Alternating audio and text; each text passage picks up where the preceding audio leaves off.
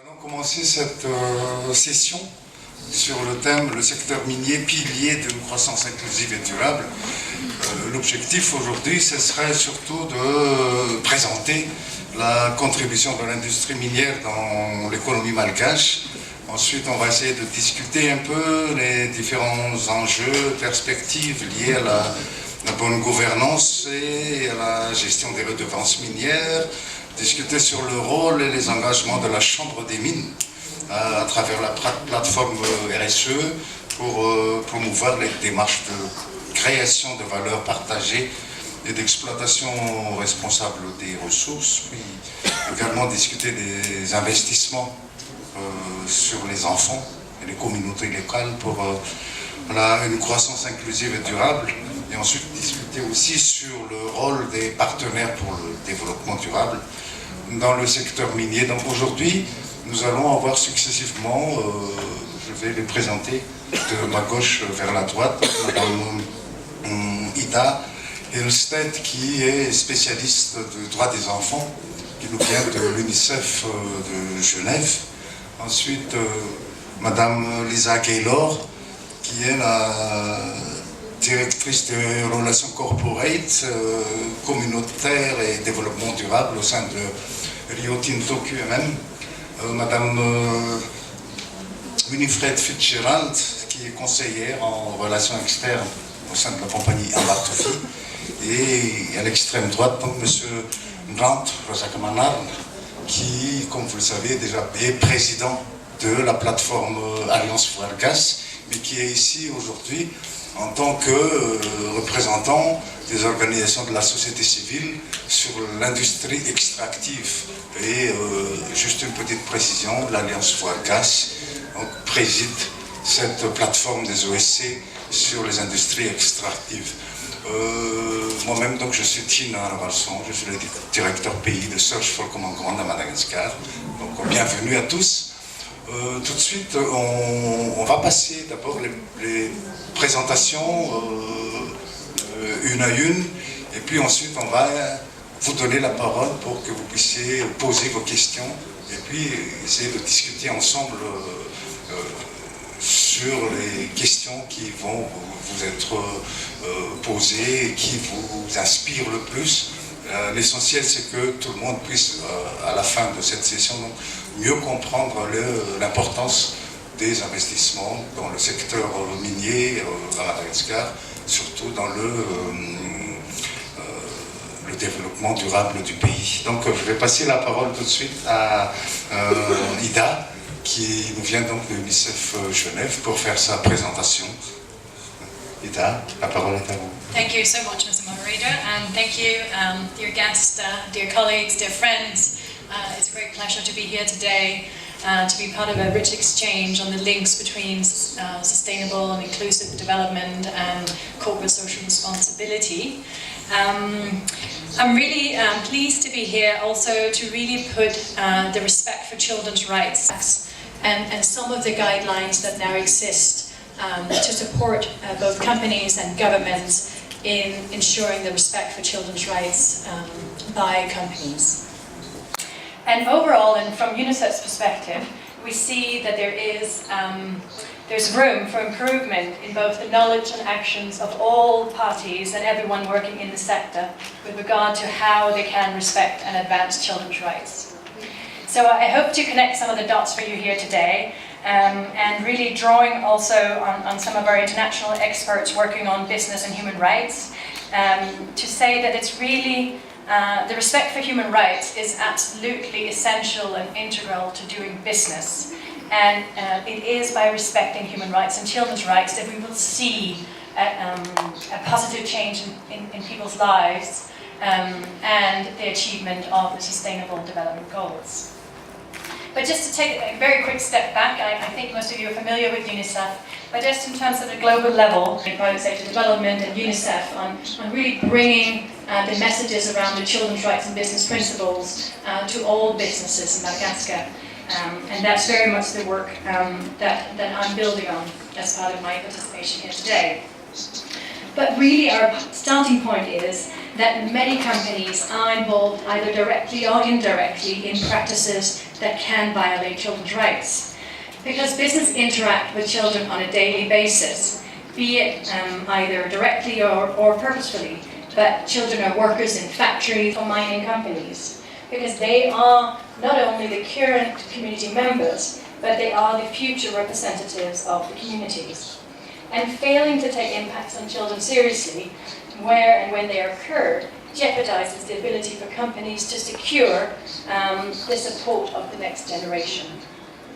So let me just move to some context. Oui, voilà, en gros, donc, UNICEF aimerait bien que le droit des enfants, donc les enfants soient toujours considérés à chaque fois qu'il y a, disons, une installation, une exploitation minière qui est en cours. Voilà, je pense que c'est à peu près ça. De toute façon, on aura encore le temps de poser des questions à Ida. Merci beaucoup, Ida.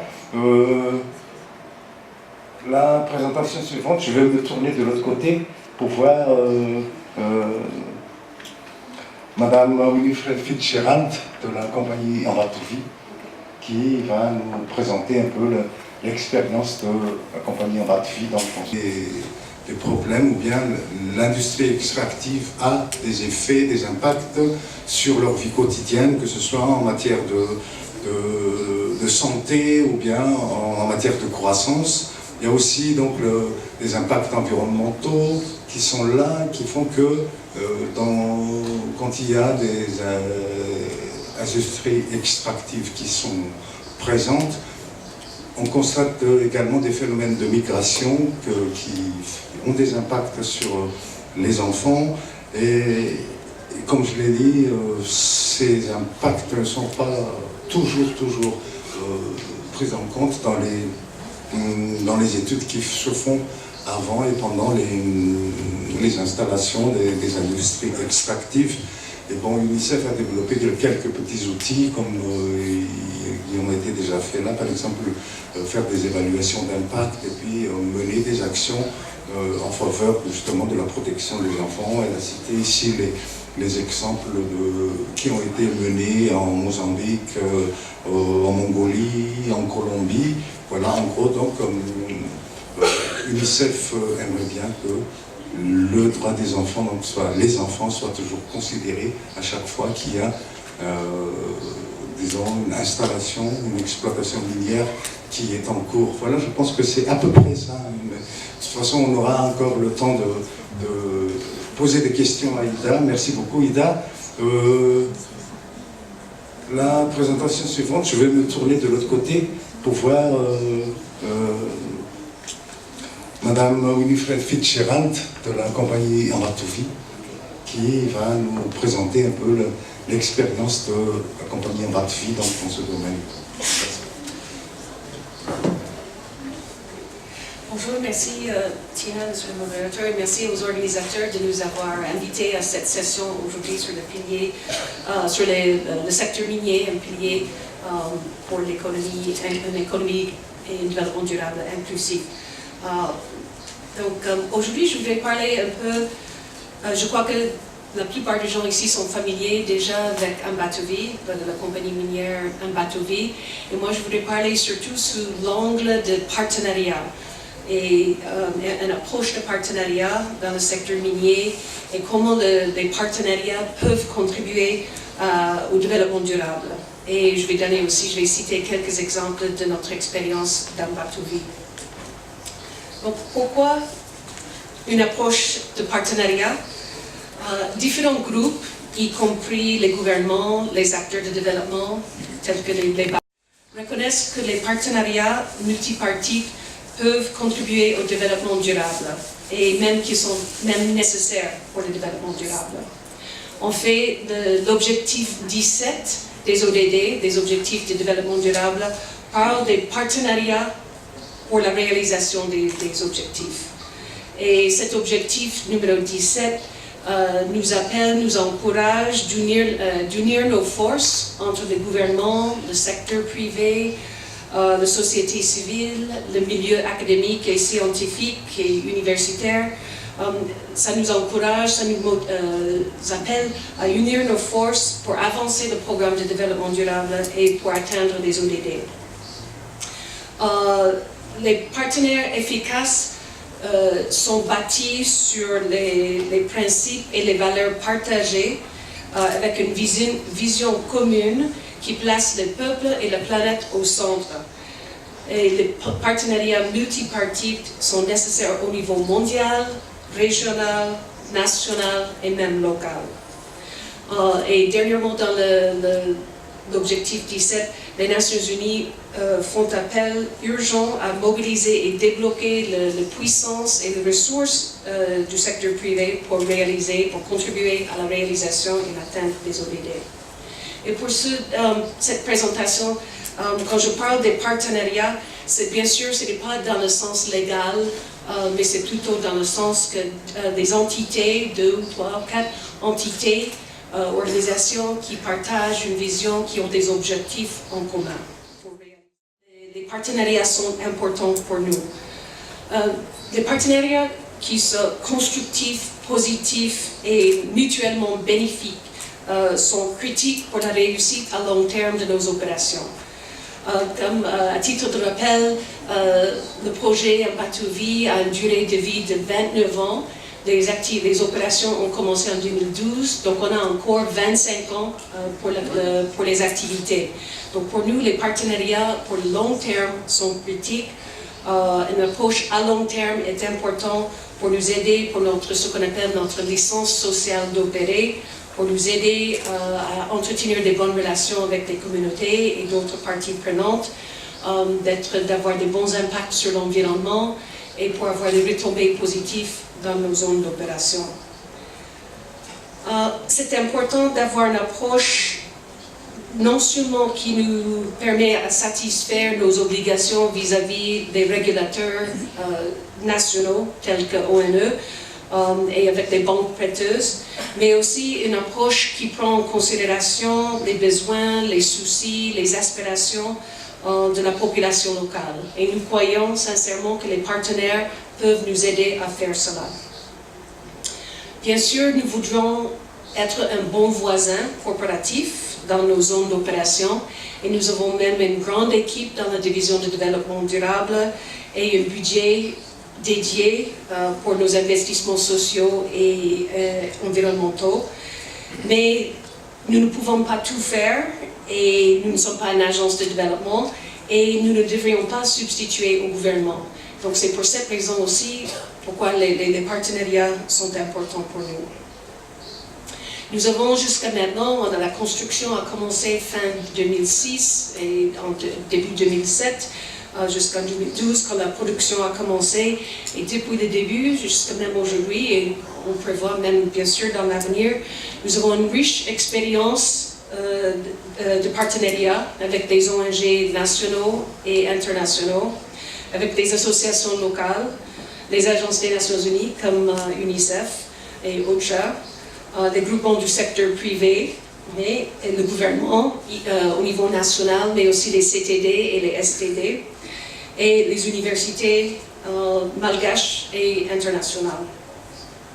Et nous avons développé les partenariats dans différents domaines, y compris la bonne gouvernance, l'environnement, la sécurité alimentaire, réponse aux urgences, mitigation des conflits, protection de l'enfant, comme avec l'UNICEF, éducation et eau et assainissement, parmi d'autres secteurs. Pour une compagnie comme Mbatovi, quels sont les facteurs qui nous motivent d'entrer dans un partenariat? Pourquoi pas faire le travail nous-mêmes directement? Des fois, ça peut sembler être plus facile, plus direct, peut-être même moins efficace de faire les interventions nous-mêmes directement, sans faire recours aux partenaires. Et ce n'est pas uniquement souvent des gens pensent que peut-être c'est uniquement pour une relation publique ou pour rehausser notre image et notre réputation. C'est pourquoi nous entrons dans des partenariats avec différentes organisations. Mais c'est aussi et surtout pour différentes raisons, y compris avoir des meilleurs résultats et des impacts durables sur le terrain, dans les communautés, pour créer des synergies et des complémentarités avec d'autres acteurs qui sont sur le terrain, pour éviter une duplication d'efforts. S'il y a d'autres acteurs qui font, que ce soit les ONG, les associations, le gouvernement, s'il y a d'autres acteurs qui interviennent déjà dans un certain domaine, dans nos zones, ce n'est pas nécessaire et ce n'est pas approprié même pour nous de dupliquer ces efforts, mais plutôt de travailler en partenariat. Comme on a parlé avec Ida a mentionné, pour nous, la protection de l'enfant pendant le sommet de la période de construction au mois de 2009-2010, avec une grande équipe de travailleurs, on a entré dans un partenariat avec UNICEF pour nous aider à développer des codes de conduite et des politiques de zéro tolérance contre l'exploitation sexuelle des enfants pour nos travailleurs et nos sous-contractants. Donc c'est une façon de mitiger nos risques. Comme j'ai mentionné tout à l'heure, les partenariats nous permettent aussi à renforcer ce qu'on appelle la licence sociale d'opérer, l'acceptation des communautés pour notre présence, de renforcer aussi notre crédibilité avec les parties prenantes clés. L'idée de partenariat peut aussi, dans certains cas, avoir un effet de levier avec d'autres acteurs et ou avoir un effet tache d'huile.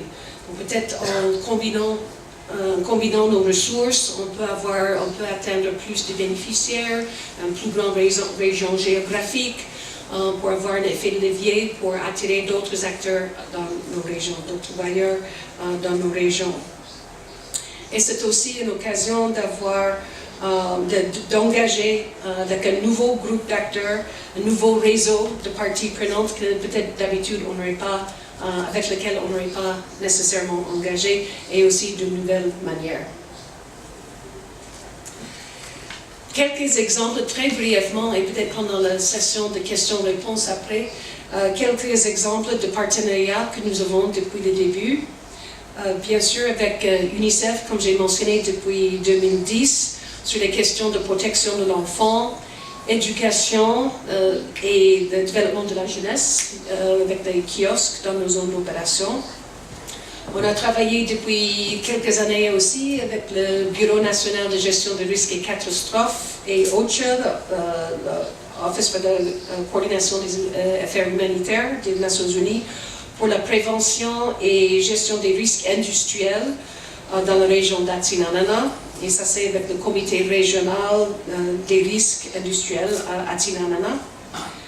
On travaille aussi avec l'association locale ACITI, qui est affiliée avec l'ONG internationale BirdLife et Conservation International sur la conservation et la protection de l'environnement dans nos zones d'offsets, à Tortofutsi et à Nkarna, près de notre mine. On travaille avec le groupe Homeopharma, une compagnie nationale, une compagnie malgache, tout le monde connaît. Et ça, c'est depuis récemment qu'on a commencé ce partenariat. C'est pour le renforcement des moyens de subsistance, des livelihoods, des gens qui habitent dans les villages de relocalisation, des familles qu'on a dû relocaliser pendant la période de construction pour le parc à résidus.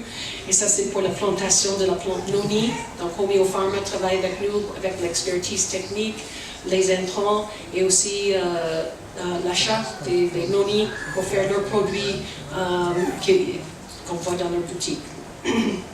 Et aussi, on a un partenariat réussi avec Search for Common Ground pour la promotion du dialogue et une meilleure communication entre la compagnie et les communautés environnantes pour diminuer les rumeurs, démystifier un peu la compagnie, diminuer des deux côtés des stéréotypes entre la compagnie et la communauté, diminuer un peu les stéréotypes et peut-être comprendre les perceptions l'un de l'autre et peut-être clarifier des perceptions erronées. Quelques leçons apprises à travers ces partenariats. Travailler en partenariat, n'est pas facile. Ça peut être travailler directement, des fois peut être même plus facile. Mais comme j'ai mentionné, c'est un engagement, c'est une volonté de la compagnie pour les différentes raisons que j'ai évoquées. Ça prend du temps et ça prend de l'effort.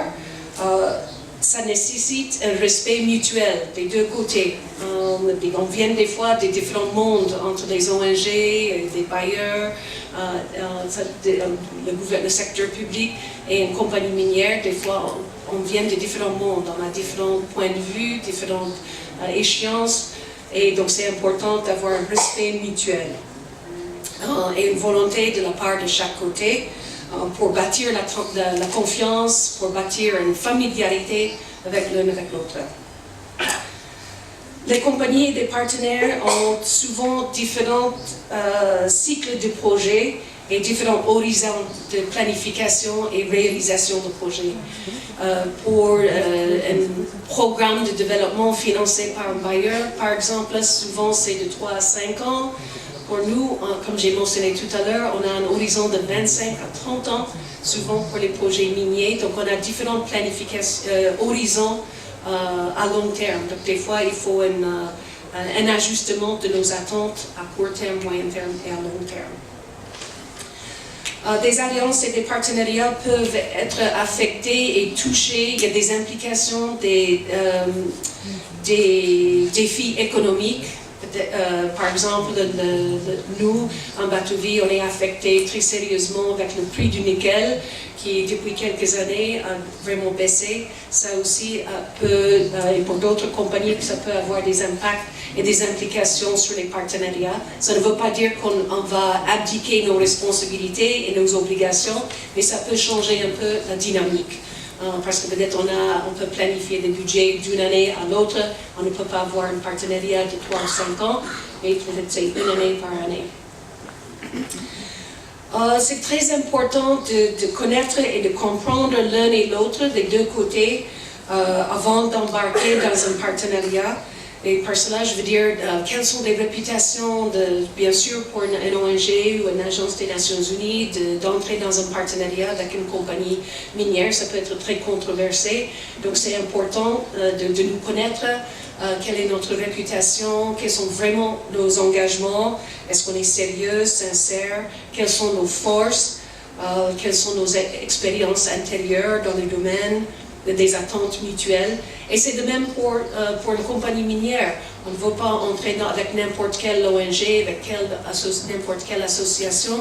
On doit comprendre les attentes, les expériences de l'autre. Comme ça, on est sur la même longueur d'onde et on ne crée pas de frustration ou de mésentente. Des fois, avant, il y a quelques agences et quelques organisations comme l'UNICEF et les Nations Unies et comme CERT qui doivent faire ce qu'on appelle une due diligence, une vérification nécessaire avant d'entrer pour poser quelles sont ces questions. Quels sont les risques pour votre réputation? Quelle est notre réputation et notre historique par rapport aux droits de l'homme avec les populations locales, etc. C'est aussi important dans notre expérience d'avoir des champions au sein de la compagnie et chez les partenaires. Ils sont importants pour avancer les partenariats, pour guider, peut-être pour débloquer des choses, s'il y a des choses qui sont bloquées, s'il y a peut-être des choses qui ne sont pas bien comprises, une mauvaise communication. C'est bien d'avoir des points focaux et des champions même à l'intérieur des compagnies et des partenaires.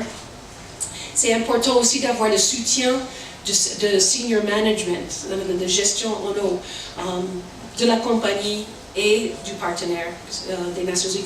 Comme ça, ils vont comprendre et ils vont engager les fonds, un appui moral pour continuer le partenariat. Et le partenariat ne va pas souvent, on pense bien sûr au financement, mais dans notre expérience, le partenariat ne veut pas dire uniquement financement, mais c'est aussi renforcement de capacité, participation dans les dialogues politiques, policy dialogue, les plateformes de coordination, une planification conjointe, la rédaction des études de cas, etc.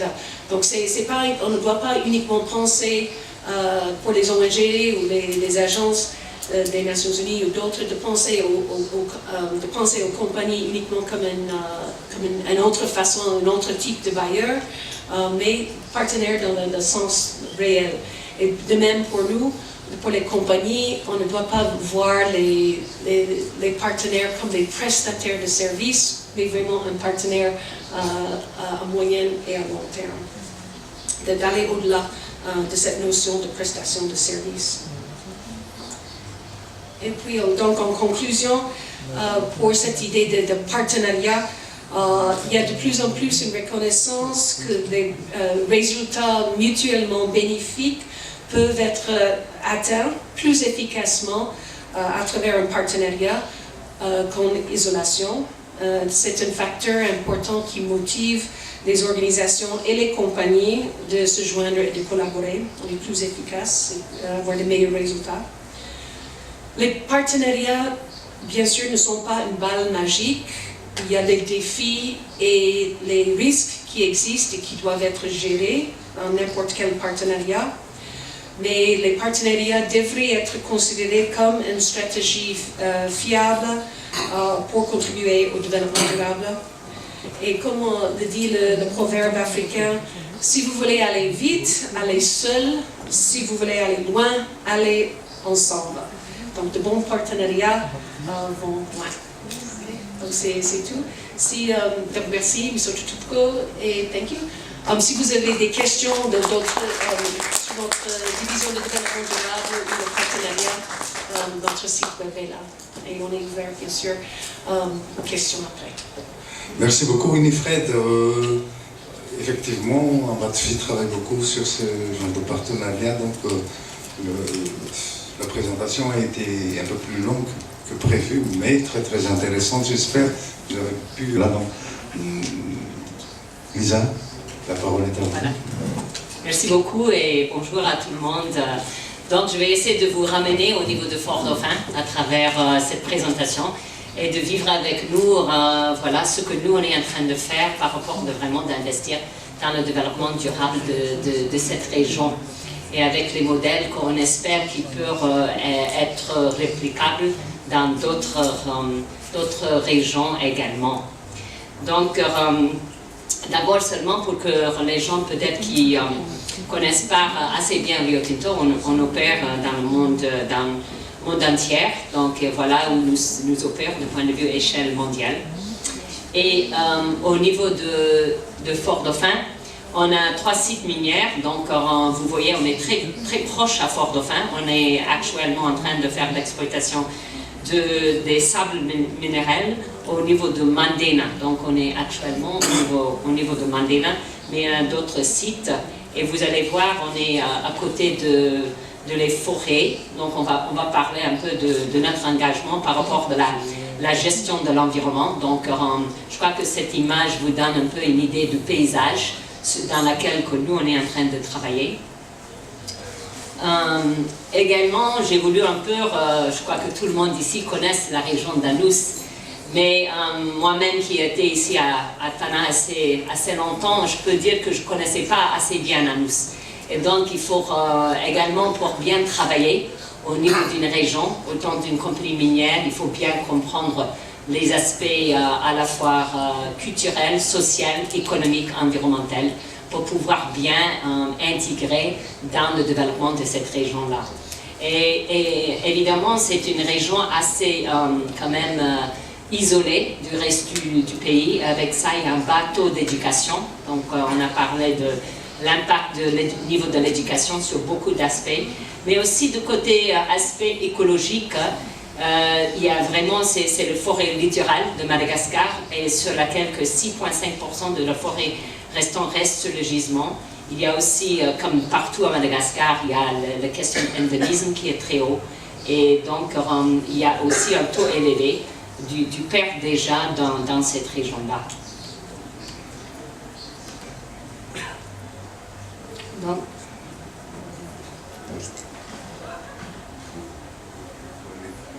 voilà, c'est bon.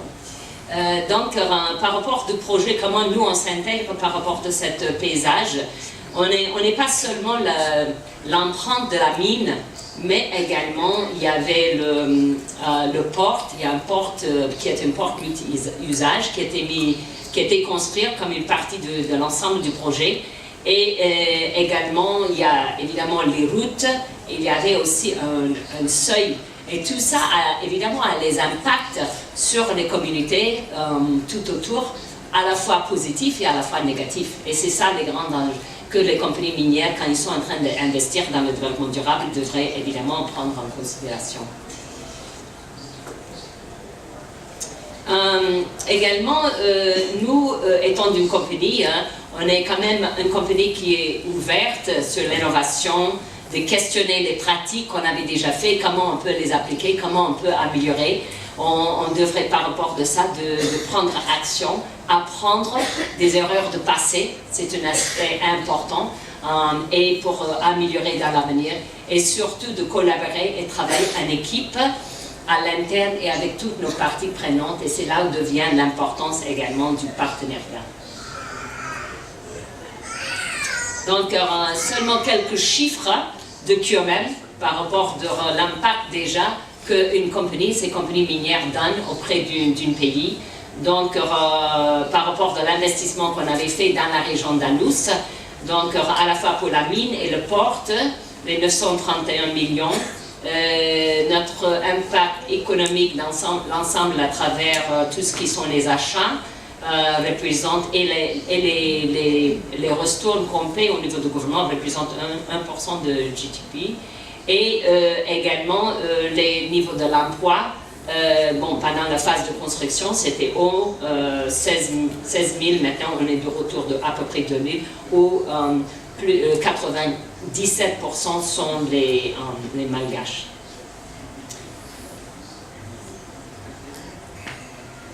Voilà. Donc maintenant, j'aimerais vous amener sur maintenant la création, on parle de la croissance inclusive et durable, basée sur les bénéfices mutuels et partagés.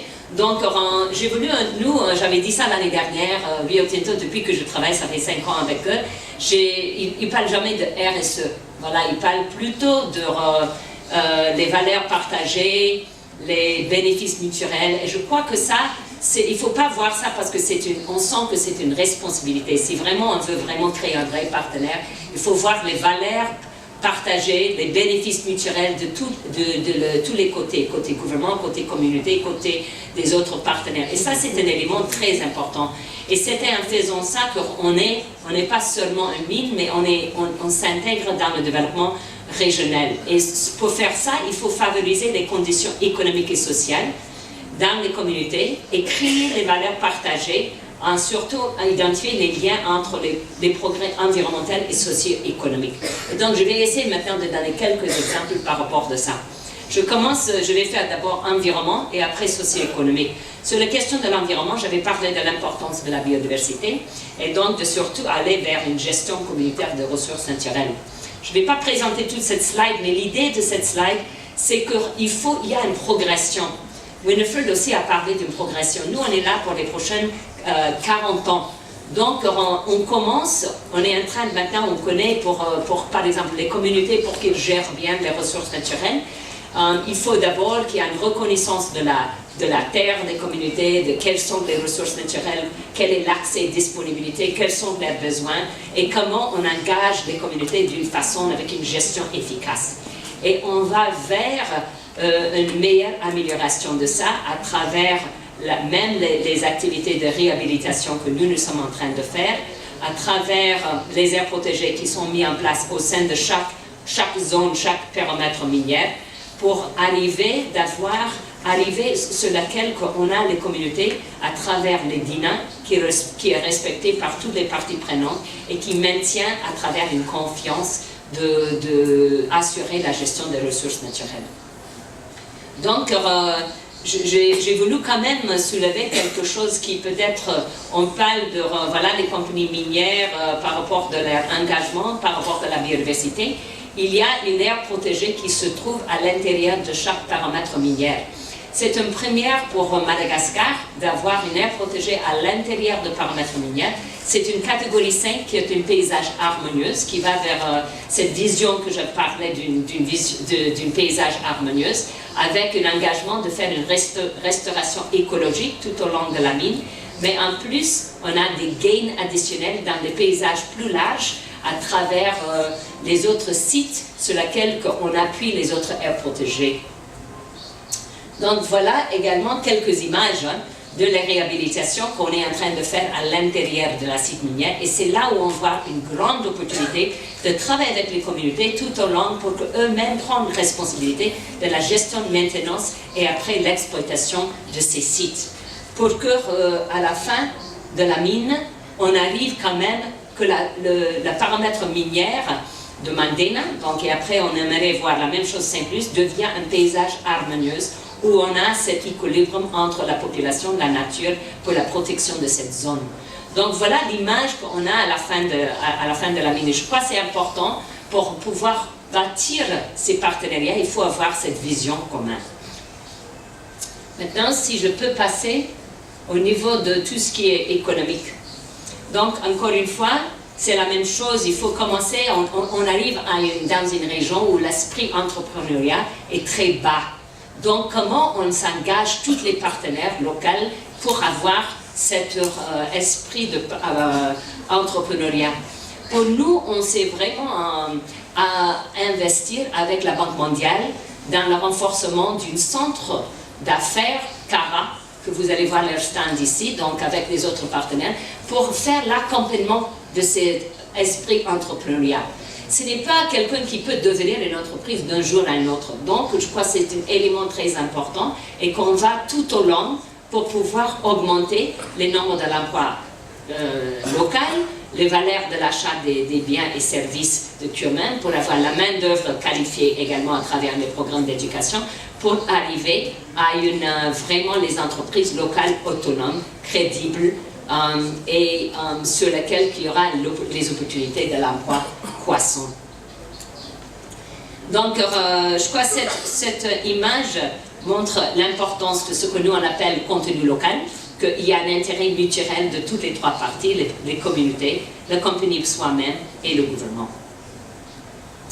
Donc, comme j'ai dit, pour faire ça, ça prend vraiment beaucoup des acteurs pour arriver à ça.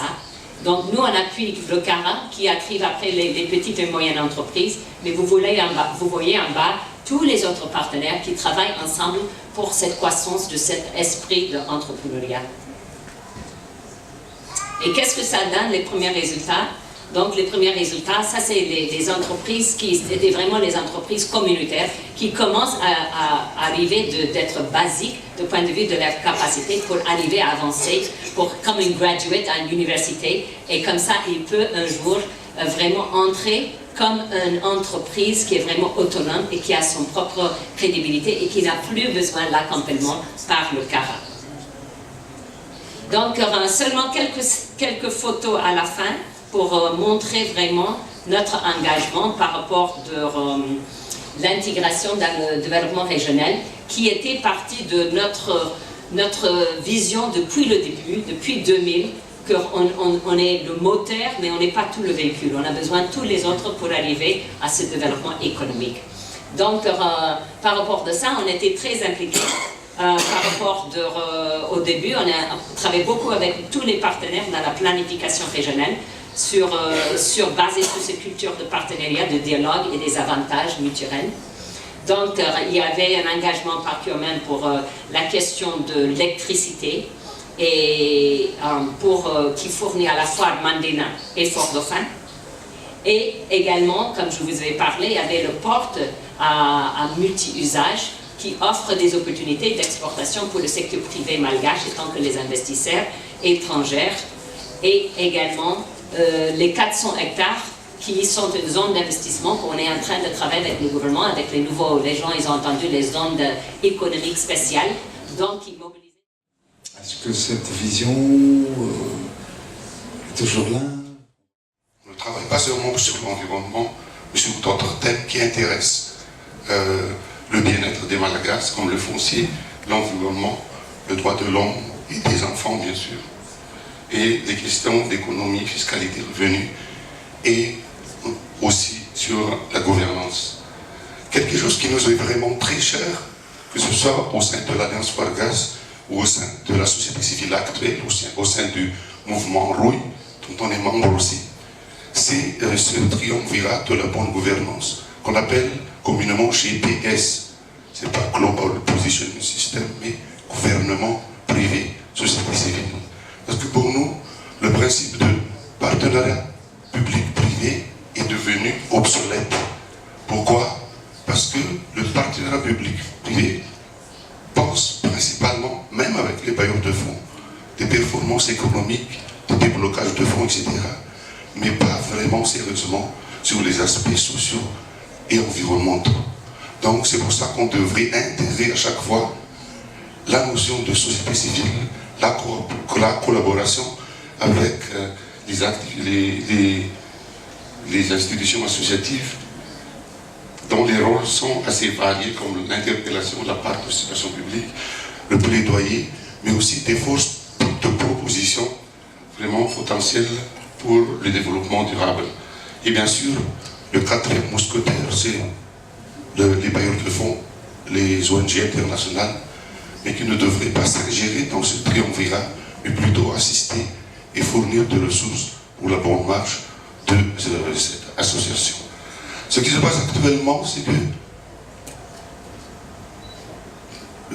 de concertation entre ces trois entités n'est pas encore assez bien rodée dans le pays. Et même nous, au sein de la société civile malgache, on ne se sent pas bien écoutés pour faire passer des messages de plaidoyer très très importants et urgents au gouvernement, certaines fois, où la majeure partie des cas, on doit passer par les bailleurs de fonds, par les missions diplomatiques. On arrive du mal vraiment à avoir ce dialogue entre la société civile malgache et le gouvernement. Il y a des raisons aussi, parce qu'il y a des sociétés civiles fausses, des sociétés civiles politiques, il y a des sociétés civiles de gouvernement, il y a des sociétés civiles du secteur privé aussi quelquefois. Mais il y a des vraies sociétés civiles qui sont en train de se mettre en place actuellement. Et c'est pour ça qu'on a mis en place ce mouvement Rouille qui tient à prôner vraiment cette intégrité et ses principaux rôles de la vraie société civile à Madagascar. C'est la première fois que je participe à cette réunion sur la responsabilité sociétale des entreprises. Mais ce qu'on voudrait aussi faire comprendre ici, c'est que on a chacun nos définitions sur la responsabilité sociétale des entreprises. Et il n'y a pas encore de définition commune. Et bien sûr, tout le monde sait que, voici par exemple une définition de l'Union européenne, intégration volontaire par les entreprises, sur les préoccupations sociales, etc. etc. C'est pour dire qu'il n'y a pas encore de législation qui régisse la responsabilité sociétale et aussi la formalisation d'une législation aussi sur la responsabilité sociétale pourrait nuire vraiment à cette intégration volontaire qui est souhaitée. Et est-ce que le RSE, comme l'avaient fait remarquer certains de mes collègues ici, ne devrait pas seulement être une licence sociale pour opérer, mais il devrait être vraiment une action pour promouvoir le vrai développement durable et établir une stratégie de pérennisation pour le développement durable dans ces endroits où on extrait les mines et les pétroles. Quelques principaux défis à relever. Il faut, on pense, obtenir ce vivre ensemble gagnant-gagnant ou même synergique, grâce à un dialogue permanent, comme je l'ai dit tout à l'heure, entre les trois entités qu'on a mentionnées. On met ensemble la société civile et les communautés de base, parce qu'à Madagascar aussi, il ne faut pas oublier, parce que ce soit dans les aires de conservation ou les aires d'exploitation minière qui se chevauchent plusieurs fois, les communautés sont des populations analphabètes. Et à chaque fois, il y a des gens qui en profitent pour obtenir leur agrément. Il y a des consultations publiques qui ne sont vraiment pas aux normes. Et ils ont vraiment besoin d'être assistés. Ils ont le droit d'être assistés. Et c'est nous, la société civile, qui voudrions bien les aider, mais on n'a pas aussi vraiment tous les moyens et les ressources pour pouvoir les accompagner. Et c'est pour ça qu'on cherche ces partenariats inclusifs. Cette coopération, cette collaboration, vivre ensemble de manière synergique, pour adresser les programmes, les problèmes de gouvernance. Je vais revenir sur ça après. Mais bien sûr, tous les aspects environnementaux, les aspects sociaux et les aspects économiques. Jusqu'à maintenant, par exemple, que ce soit au niveau des organisations de développement ou des organisations de conservation, qui quelquefois sont les seules à travailler dans un milieu enclavé, on n'a jamais réussi à avoir des solutions sur les cultures pour lier Madagascar. Pourquoi ne pas travailler ensemble pour trouver des solutions pérennes à ce fléau qui tend toujours à détruire notre biodiversité, mais qui est aussi l'effet de la pauvreté latente à Madagascar. Autre défi à relever, c'est ça, j'ai parlé de gouvernance. Il y a 3 grands fléaux qui minent le développement à Madagascar depuis 10 ans maintenant. La corruption chronique généralisée dans le pays, l'inexistence de vision intersectorielle à très long terme, mais pas les mandats quinquennaux, et en dernier lieu la décentralisation qui n'a jamais été effective à Madagascar. Il n'y a que 5% du budget central qui est alloué à la décentralisation. Et même au niveau du secteur minier, je parle ici devant le directeur général, on n'est pas encore arrivé à avoir des représentations au niveau des régions, seulement au niveau des chefs-lieux de province, alors que le secteur minier devrait être un secteur riche, qui pourrait avoir des ressources pour cette décentralisation effective. Et alors que les mines et les ressources minérales sont partout à Madagascar.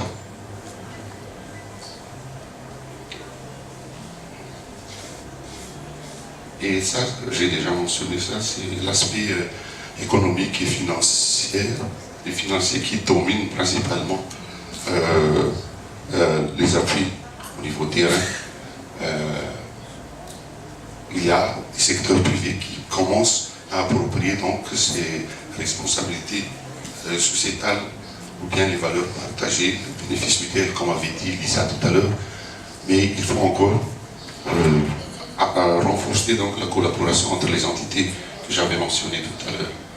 Et en dernier lieu, il y a ce flou de représentation de la société civile, parce qu'on a aussi nos problèmes internes. Et c'est pour ça, je l'ai dit tout à l'heure, qu'on a mis en place le mouvement ROUI, qui regroupe actuellement plus d'une centaine de plateformes de la société civile réparties dans tout le pays. Et c'est pour ça qu'on a mis en place aussi la société civile, l'organisation de la société civile sur les industries extractives, qu'on espère qui seraient les interlocuteurs de toutes les industries extractives à Madagascar, sur la société civile. On a beaucoup travaillé aussi parce qu'il y a beaucoup de projets de réforme de code ces derniers lieux. Et le plus fameux, c'est la réforme du code minier, parce que ça fait 2-3 ans maintenant qu'on cherche à renouveler ce code et qu'on ne réussit pas. Et il y a certaines entités qui arrivent à avoir des avantages à travailler dans le flou. Nous, au sein de la société civile, on interpelle, on fait le plaidoyer, il faut faire sortir ce code minier. Il y a beaucoup de lacunes là-dedans et d'autres avantages qu'on a oubliés. Et ça, ce que je présente là, c'est un extrait de nos propositions pour améliorer ce code minier. Et on a raté encore la dernière session parlementaire. Le président de la République avait dit qu'on ne va pas vraiment apporter cela quand il était en Afrique du Sud dernièrement. Et nous, on fera toujours le plaidoyer pour que ce code sorte avec toutes les concertations possibles qu'on pourra faire. Nous, au sein de l'OCIE, on est prêt à discuter avec tout le monde pour qu'on sorte un code minier pour ce mois d'octobre. Et en dernier lieu, comme vous voyez là, que j'ai mis en rouge, nous, au sein de la société civile, on a déjà pensé à inclure la notion de RSE au niveau de ce code minier. Mesdames et messieurs, je vous remercie.